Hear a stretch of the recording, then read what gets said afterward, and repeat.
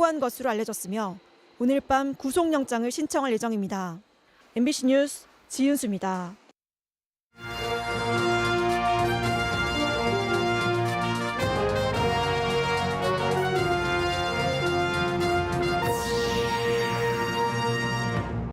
코로나 사태 이후 처음으로 규제 없는 명절을 맞았습니다. 곳곳이 문을 활짝 열었습니다.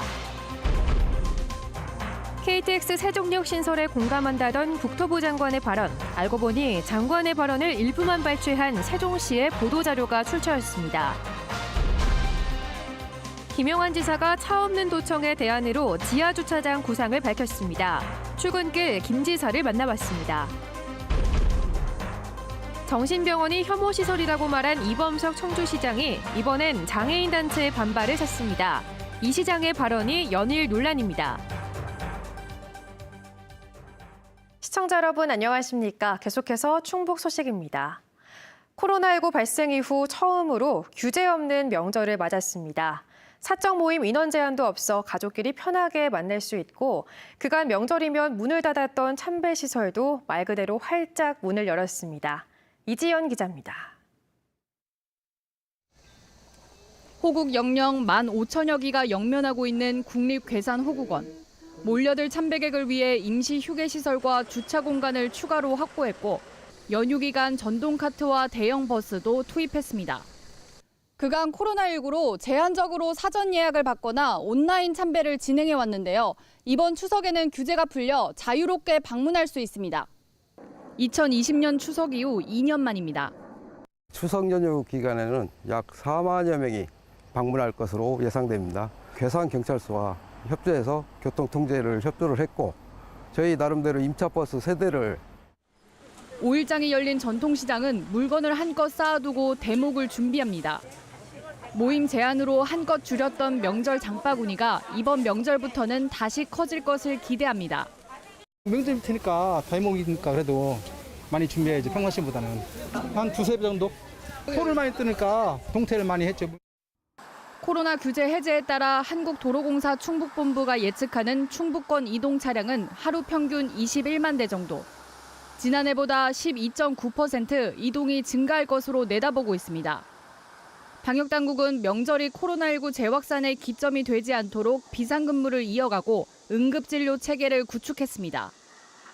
병의원과 약국 등 매일 300여 곳이 문을 열고 보건소를 비롯한 선별진료소 25곳과 재택치료 의료상담센터도 운영합니다.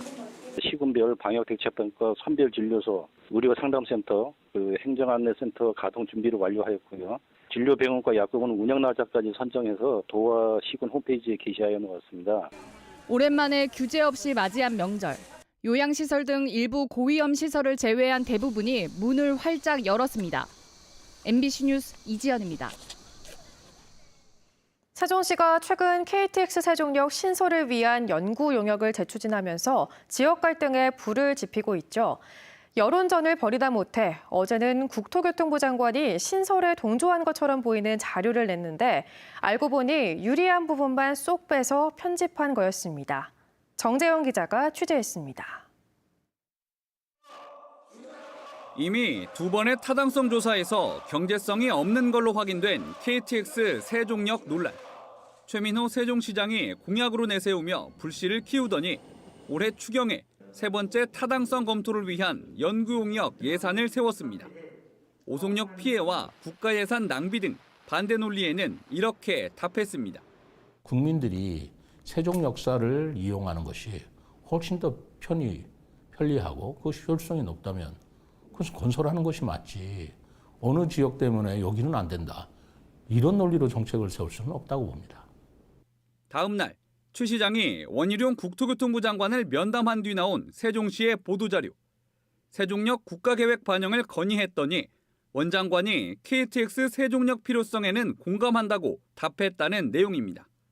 마치 국토부가 기존 입장을 바꿔 세종시 요구에 동조한 것처럼 읽히는데 당시 배석자에게 확인해보니 빠진 내용이 있었습니다.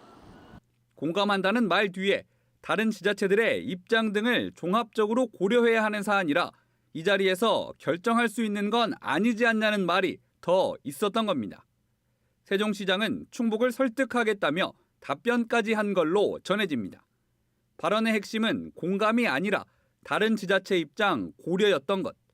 초안에는 이런 내용이 담겼다가 수정된 걸로 확인됐는데 이유를 묻자 세종시 보도자료니까 다른 지자체 얘기는 뺀 것이라며 불필요한 자극을 피하기 위해서였다고 해명했습니다.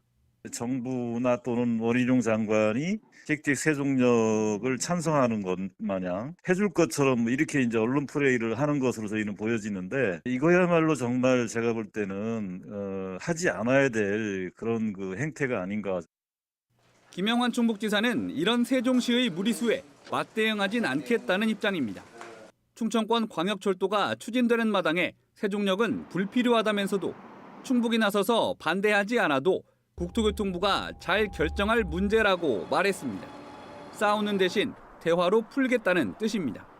세종역을 만들어서는 안 된다는 그런 주장이 그 정부의 공식 입장이기 때문에 그런 것들을 잘 설득하면 되지 않겠나. 우리가 그런 걸 먼저 제기할 필요가 없다고 생각해요. 쟁점할 필요가 없다고 생각해요. 지역 균형 발전을 위해 어느 때보다 충청권 공조가 필요한 시기에 나온 세종역 재추진 시도.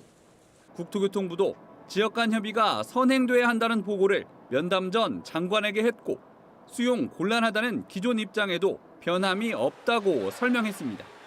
MBC 뉴스 정재영입니다. 김영환 충북지사가 최근 논란이 된 차 없는 도청의 대안으로 충북도청의 주차타워 대신 지하주차장 건립을 추진하겠다고 밝혔습니다. 의료비 후불제 공약은 당장 올해 안에 시작한다고 밝히기도 했는데요.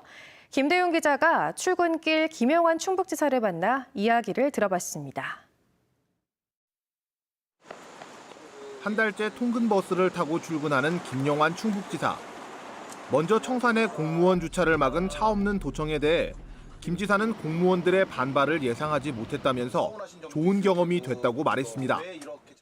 예상하지 못했던 일인데 앞으로 일을 추진할 때 여러 가지 고려해야 될 많은 시사점을 주고 있다고 생각하고요. 김 지사는 최근 상당공원과 충북도청 사이 철책을 없애고 도청을 공원으로 꾸미는 사업을 시작했습니다.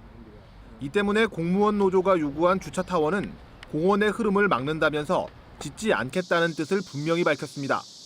대신 정부 예산을 얻어와 충북도청에 대규모 지하주차장을 만들겠다는 구상을 밝혔습니다. 다른 지자체들이 새 청사로 옮기면서 정부 지원을 받았는데 충북은 청사를 옮기지 않는 대신 주차장 건립 비용이라도 지원해줘야 한다는 논리입니다. 충분한 공간을 확보해가지고 성안길 오는 분도 여기다 차 대고 가서 성안길 할 수 있는 근본적인 해결책을 마련해야겠다 그런 생각하는 거죠. 돈은 정부에서 받아서 해야겠다 그 생각이죠. 차 없는 도청 정책에서 한 발 물러서면서 김영환 표 혁신도 멈췄다는 비판에 대해서는 이렇게 답했습니다.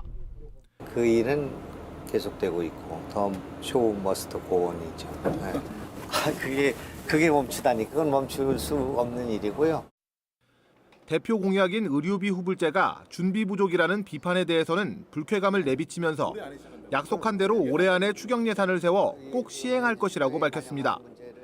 7차례 국회의원 선거에서 낙선한 최연호 전 당협위원장을 2급 상당인 정무특보로 임명한 것에 대해서는 이렇게 답했습니다. 여러 번 낙선한 경우 갖고 있고 여러 번 좌절을 한 분인데 한번 일할 수 있는 기회를 줘야 되겠다. 여러 가지 논란 찬반 있었지만 이준석 국민의힘 전 대표에 대해서도 비판을 쏟아낸 김영환 지사의 출근길 인터뷰는 MBC 충북뉴스 유튜브 채널에서 확인할 수 있습니다. MBC 뉴스 김대웅입니다. 충청북도가 청주시를 부동산 조정 대상 지역에서 해제해달라고 국토교통부에 요청했습니다. 충청북도는 최근 3개월 주택가격 상승률이 마이너스 0.01%로 물가 상승률보다 낮고 분양권 전매량도 지난해 같은 기간보다 절반 이상 줄었다고 밝혔습니다. 이 밖에 지난 7월 주택 거래량은 지정 당시보다 80% 가까이 줄었고 최근에는 청약 경쟁률도 점차 줄어들고 있다고 밝혔습니다. 충청북도가 직접 청주시 조정 대상 지역 해제를 요구한 것은 이번이 처음입니다. 충북의 아파트 가격이 계속 떨어지고 있습니다.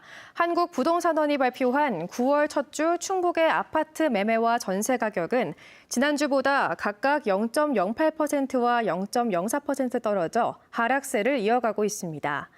조정 지역인 청주는 전주보다 0.08%가 더 떨어져 13주 연속 마이너스를 기록했습니다.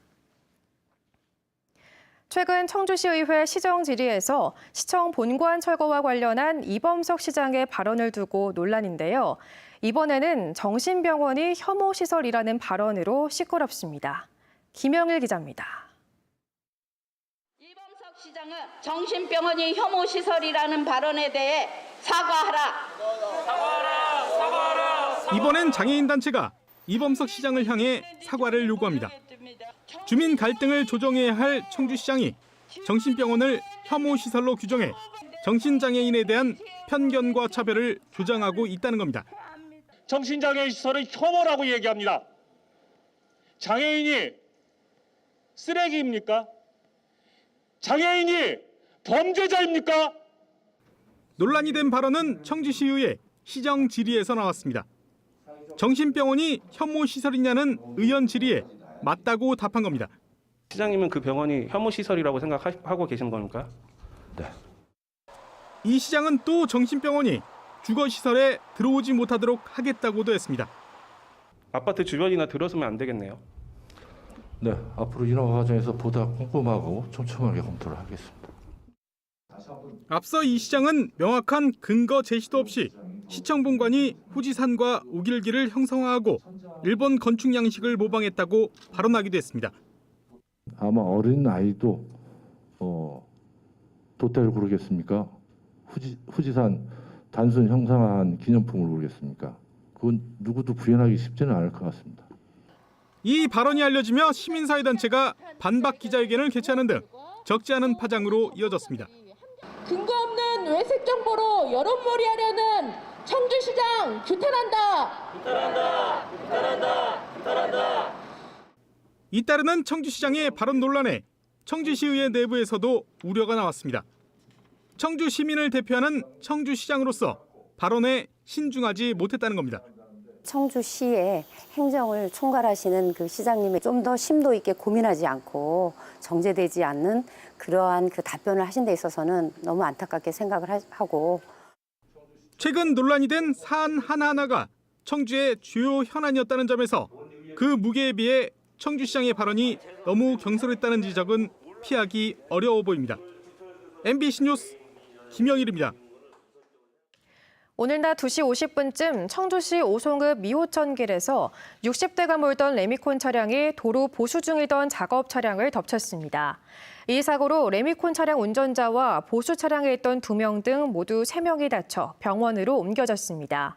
사고를 당한 작업 차량은 이번 태풍으로 파손된 도로를 보수하던 중이었습니다. 경찰은 레미콘 차량 운전자가 작업 현장의 수신호를 보지 못해 사고를 낸 것으로 보고 있습니다. 충주시가 직영해온 온천시설 수안보 하이스파가 연말에 문을 닫습니다. 충주시는 신협과의 운영 계약이 올해 말 종료됨에 따라 내년부터 하이스파를 폐쇄한 뒤 수안보 온천 활성화를 위해 새 활용 방안을 찾기로 했습니다. 충주시 관계자는 코로나19 여파로 적자가 늘었고 리모델링 비용이 많이 드는 데다 민간업자들의 반발도 고려해 폐쇄를 결정했다고 밝혔습니다. 내년부터 충북 도립대의 모든 학생은 등록금을 내지 않고 학교를 다닙니다. 충북 도립대는 김영환 도지사의 특별 지시에 따라 내년부터 등록금에서 국가장학금을 뺀 차액 전액을 장학금으로 지원하기로 했습니다. 이에 따라 내년부터 충북 도립대 전교생은 전액 장학금을 받게 돼 등록금을 내지 않고도 학교를 다닐 수 있게 됐습니다. 또 옥천으로 주소를 이전하는 학생들은 장학금과 별도로 120만 원의 전입 축하금을 받을 수 있습니다. 대청댐 건설 이후 상수원 보호구역 규제로 40년간 피해를 보고 있는 옥천군이 김영환 도지사 핵심 공약인 레이크파크 르네상스 사업에 발맞춰 관광 개발에 나섭니다. 옥천군은 4개 부서가 참여하는 레이크파크 사업 추진 전담팀을 구성하고 관광자원 개발 용역도 발주할 예정입니다. 충북 소식 마칩니다. 시청해주신 여러분 고맙습니다.